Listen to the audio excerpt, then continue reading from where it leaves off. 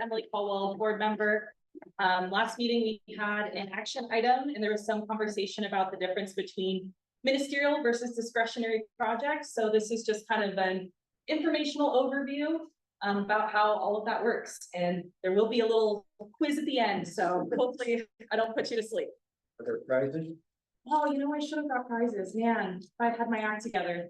There's coffee here if anyone wants it. There we go. Some probably very old coffee. There's your prize. And then I will pause for questions throughout the presentation. So I would just ask, just wait for one of those times. Just gonna pause and ask for questions this week. Presentation going.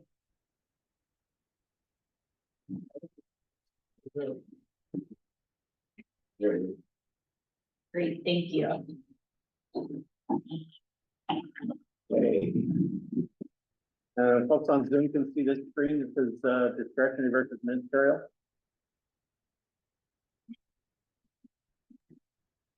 We can see it on Zoom. Great, thank you. All right, yeah, next slide. Okay.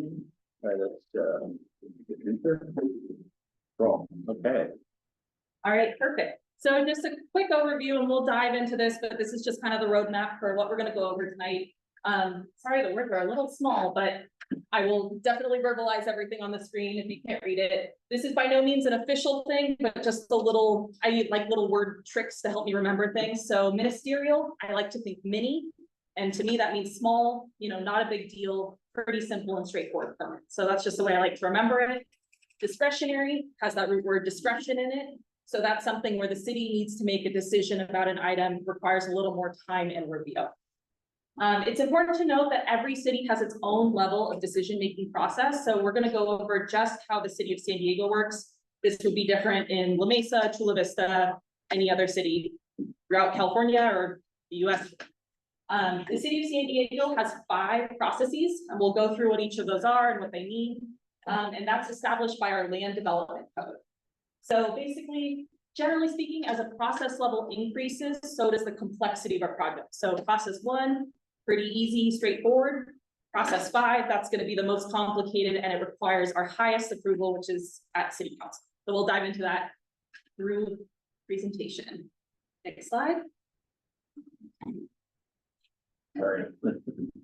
That's okay. There you go. Yeah, sorry about that. No, it's me.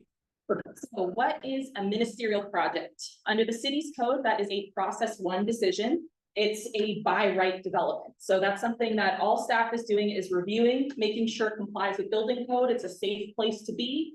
And then they issue their stamp of approval. Some examples, building permits, electrical permits for any homeowners in the room. You probably go submit your permit to the city. Maybe it takes a while, but you get an answer back. You don't have to go before a public body for a hearing for your approval. So that's ministerial. Next slide.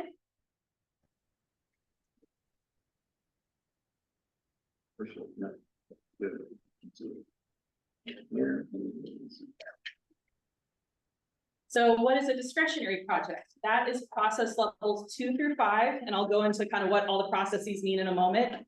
But that starts. I'll take questions at the end of this slide, so if you could hold your question, thank you. It's staff level to city council approval, and it's based on kind of the scope and location of a project. It includes a process for appeals. That's a really important piece of the discretionary approval, and legal filings are required. In addition to that, there's always a public notice required for 300 feet around any project. This is a big list of examples. I won't go through all the different permits, but you know, rezones, tentative maps, just anytime you're doing kind of a bigger development project, it's going to be one of these discretionary applications. And I'll pause now for questions. Any questions about ministerial versus discretionary? How would they qualify on the Mars potentially breakdown? How do they qualify? Yeah, so the question was related to the Mars project, how that is a ministerial. There's a lot of city processes and housing policies that have taken a lot of things that would have previously been considered discretionary and made them ministerial. So that has been something that through the mayor's kind of housing policies, it has changed how the processes work on a lot of things. So yeah, unfortunately, I try to keep it kind of high level, but that's, yeah, I'm totally happy to get into it with more, but it's, there's all these ifs, thens, and buts with any permitting situation. So, yeah, that helps. Would you call those overlays or carve-outs? Or both, or is there another term? Yeah, so the question was, is it a carve out or an overlay? I guess really with a housing policy, it's just, I guess I almost see it as I don't know how I would describe it. Not an overlay, because an overlay would be, usually overlays are something extra, right? Like if you're near an airport, there's an airport overlay, which means now you need the airport to review. For that, I guess it's just with the modifications to law in the city land development code, then land development code takes precedence over kind of the standard operating procedures. And then you had a question? And I apologize if it's up there, I'm old. So is where the project is happening, say like in a high fire danger area, is that enough to split the chief's question? So yes and no. One big one is if it is located on what's considered an environmentally sensitive land. And in the city, that's any property that has like sensitive vegetation or steep slopes, so canyons. So that's why I said yes and no. So just, you know, if you were in a flat place, you know, and happen to be in a high fire area, that necessarily alone would not trigger it. But because high fire areas typically are located near open space, canyons, steep slopes, then potentially, yes, that would trigger the discretionary permit. Any other questions? Okay, so next slide. Now we'll get into kind of the different processes. I apologize, I know the words are a little rough to read, but this is a city graphic that I like because I can kind of visually see what all these different processes mean and their decision levels. So I'll just kind of read it to you since it's probably a little blurry, but you can see at the very top, process 1, you submit your plans, staff reviews it, staff approves it, ministerial, quick and easy, done. Process 2 through 5, that's where you can kind of see here, there's now this thing for appeals. The one exception to that is process 5, city council is our highest decision-making body. So you can't appeal because there's no one higher than city council. So you can see just for a quick example, process 4, you submit, it goes to staff, you go to your planning commission hearing, and that should be the approval, but someone could come in and appeal you up to city council. So that's kind of how the different processes work in terms of who makes the final decision about permit. Yes. When is the community planning group done? Yes, that'll be in a couple slides, yeah. Okay. Next slide, please. So as Jim mentioned, we had our annual city planning group training. This is a slide that they had in our training video. It's just another way to kind of present the same thing, you know, different way to present the information, but you have your process, decision maker, and who you can appeal it to. So just kind of another way that you can kind of visualize that. Next slide. So community, or I'm sorry, let me pause here. Any questions about the process levels and decisions, appeals, anything like that? There's no appealing a ministerial project if the outcome needs Yeah. appeal. There is not an appeal process because, you know, it's really at that point, you're following all the rules as long as it meets building code, then your only kind of place would be, I guess, code enforcement. If there was something that was not in compliance, but really the purpose of ministerial is you're not making any major changes, right? Like maybe you're just adding a patio to your house or, you know. Building ADUs. Exactly. Yep. Yeah. It's just allowed in the zone. You're not doing anything that's kind of out of the ordinary. Yes. I think it's fair to offer a context, you know, Emily, what you're saying in context, which is like you asked about the Mars project with the deputy. So that would have been a process 5 probably. So the city lawmakers took all of our power away, our discretion, and said these are the rules we have to follow, just like they're taking our bylaws away and saying these are your new rules. So we used to have a lot more discretion if a project was not ministerial and needed approval by planning committee. The project applicant had to come to the meetings. Now the new rules is they don't have to come to the meeting. So I think for people that have been around for more than 2 years, well, or 3 years when all these rules came back, it basically, the city powers to be taken all the discretion away from us and said, these are the new rules we have to follow. That's my opinion. Question. Question? If the community planning group wants to appeal, my understanding is there's a fee now that doesn't happen before they're gonna cover that. Oh, I wasn't gonna cover appeal specifically, yeah, but no, you're absolutely right. There is a fee, what is it? I believe it's $1,000. I was gonna say, I was gonna guess $1,000, yes, so if a community planning group or any individual for that matter wants to appeal a project to the next decision level, then yes, there's $1,000 fee to do that. I believe the community planning group were getting, 1 free per year. Gotcha. And I'm- Yeah, I was gonna I'm say, not certain either. yeah. Don't hold me to it. Which tried. You can always appeal the appeal, right? Yeah. And then was there a question in the audience? Yeah. Anything else? All right. So community planning group roles and responsibilities, you know, what's the purpose of the CPG and how do they fall into the discretionary review process? So it's important to note our community planning group is an advisory group to the city of San Diego. And we have the authority for it's our role, our responsibility to review projects that require discretionary approval. So if something's ministerial, it would not come before this board. And really our role is to review that development permit against the community plan, which is currently being updated. So another great reason why community plan updates are important. There's my plug there. And the purpose is we provide advisory recommendations to city staff and decision makers based on the community plan goals and policies. And also the CPG provides recommendations on if there's just kind of bigger neighborhood-wide, you know, general plan or community plan amendments, maybe not something that's specific to a site, that would still be brought forward to the CPG. Next slide. So sorry, this one has a lot of text, but I promise I'll run through it quickly. You don't have to read along. So when in the process does the CPG review? So discretionary projects, they go through at least 2 to 3, if not many more review cycles. And with every review cycle, the CPG chair is notified as a reviewer. That's purely for informational purposes. You know, you can kind of circulate the plans, but that's really when it's still in process. There's a lot of moving pieces. Things are not really set in stone at that point. So when something's, you know, forwarded to our chair for review, it's not something that has to necessarily be brought up to a board meeting because it's informational and things are going to keep changing at least 2, 3, 4, 5 more rounds of review. Where the CPG does review, they need to provide a recommendation during a publicly noticed meeting. Some applicants can choose to come to the CPG and they come before coming to make that recommendation to just come get the community's input, present a project early and get kind of community input. It's not required, but some people will opt to do that and kind of come and just say, hey, I'm just here for informational purposes.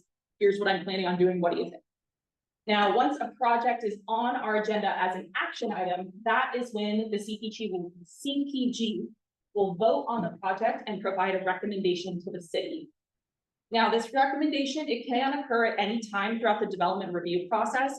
Typically, I think it's best practice to do it towards the end of the process because so many things change. You know, you go through how many rounds of review, everything shifts. So I typically think it's best that the recommendation come forward towards the end of the process, and particularly after the CEQA document, California Environmental Quality Act, it's a required environmental review. I typically think your environmental review should be done before you come ask for a recommendation, because then we have all the pieces, all the reports, everything's all complete.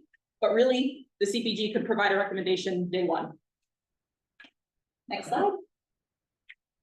Then any questions about that? Because now it's time for our little quiz. All right. So I just also want to say all of these are hypothetical projects, you know, these are not real projects. Some of them, you know, I think everyone would gasp a little bit, but I tried to make them kind of a stark contrast to kind of give you some examples of how this process works. So yellow is residential zone. Project proposes to demolish an existing house and build a new single-family house in the yellow area. There's no special circumstances. So I'll put it out to the group. Do we think it's ministerial or discretionary? Yes, you guys nailed it. And so then would the CPG review it? No. Yes, correct. Yay. slide.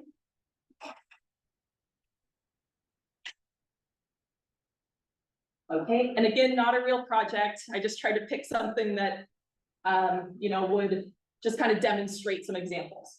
So the green is open space zoning, that's Adams Avenue Park. Again, fake, not real. The project would propose to rezone the park for commercial development on Adams Avenue. You would need, I know, it's, I promise it's all fake, I don't want to get it. I don't want anyone to be concerned, the park is not in danger. So you need a neighborhood development permit, a community plan amendment, and a rezone. What do we think? Discretionary, yep, yeah, that's. Which one? Process 4, 5, 3? Great question. Rezones and community plan amendments are the highest level. Those are kind of the most serious kind of actions, because you're asking somebody to, you know, you're gonna change the zone from park to commercial. That's a big change. So it's city council approval. So then it kind of goes back to that whole idea of more complicated, the higher the process level goes. So great job. So would the CPG review it? Yes, correct. They recommended happen? Sorry? Oh, They recommended happen? yeah. It wouldn't be a popular one. So another example, this is a project that would be on a canyon in Normal Heights. So yellow and white is residential, the green is the canyon. So the project is proposing a single family house, but only in the part that's yellow, only in the yellow residential part. And there's a site development permit needed because there are canyon slopes. They're not touching them, but because they're there, you still require that permit. But it is just a house, and houses are allowed. Is it ministerial or discretionary? Yes, correct. Yeah, that was kind of a little trick one. So yeah, great job. And would the CPG review it?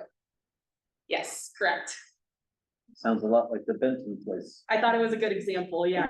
I think that was a particularly tricky one, right? Because since it was just a house in residential zone, it should be ministerial, but because of the canyon. For which level process? Yeah, that would be a process 2, which is city staff approval. How do you determine which process the project is gonna be? So it's based on the land development code establishes which process each permit is. And then you're automatically taken to, like, if you have multiple permits, they would all go to the highest. So like if, let's say a rezone would be needed for this, I would automatically take it that even though one permit is process 2, you're automatically, everything's now processed. So it's kind of, you take the highest, yeah, most stringent, thank you. But is there some document or something that says? Yeah, the land development code, so, if it's like part of our municipal code in the city, if you Google like whatever permit you're looking for, it'll state kind of all the purposes of the permit, and in there, it'll also state the process level. All right, I think I have one more example, yes. Thanks for hanging in there, everyone. This color kind of got weird, but this orange, or kind of brown color is a mixed use zone. We're on Adams Avenue that allows for commercial and residential uses. And a project just wants to put a new business on Adams Avenue. Is it ministerial or discretionary? All right. Building business or just opening business? Let's see, build. Building. So ministerial, any other guesses? Discretionary. So it's both. That was great. Both answers are correct. So if you scroll to the next slide, I purposely didn't put the permits on there. That's a trick question, but I think since Adams Avenue is such a commercial core area, it was a good example. Pretty much our municipal code establishes when uses are permitted by right, which would mean ministerial, or when a permit is required. Most commonly, this would be a conditional use permit. Some examples of permitted by right uses would be residential uses, restaurants, pet stores, grocery stores. These are all things we see along Adams Avenue today, right? So you don't need a whole lot of review because they already blend in with the community. We know they're compatible uses and it makes sense for this zone. Examples of conditional use permits, there are a ton of them, but I tried to pick some kind of more stark examples. Would be a fraternity house, a liquor store, bars over 5,000 square feet, or automobile service stations. You can see, we have a lot of those things on Adams already, but because they are potentially a more controversial or noisy use, they do require discretionary decision by the city because they take a look at kind of the surrounding uses and make sure to be compatible. You know, probably don't want to put the frat house, you know, next to the school or something. And so with that, thank you for listening to the land development process. If there are any other questions, I appreciate you taking the time to learn. Yes, Jim. We have an Adams Avenue Business Association. Yes. Do they have an official role in their review of turnover or changes of business along Adams Avenue, or is that just the planning? I don't, Scott, I mean, I would defer to you on that one. I don't. We need turnover. Well, for instance, a business is going out of business, and you want to start a new business. And it's not a liquor store, and it's expensive. No one has any control over something, just doesn't make business, like this, you know, governed by some sort of like liquor or noise. Does the business association have a particular recommendation role like the planning? Like which businesses would go in? No. Now, will recruit certain businesses if we think that there's a need or. I need more barbershop. Yeah, no, it's a free market. All right.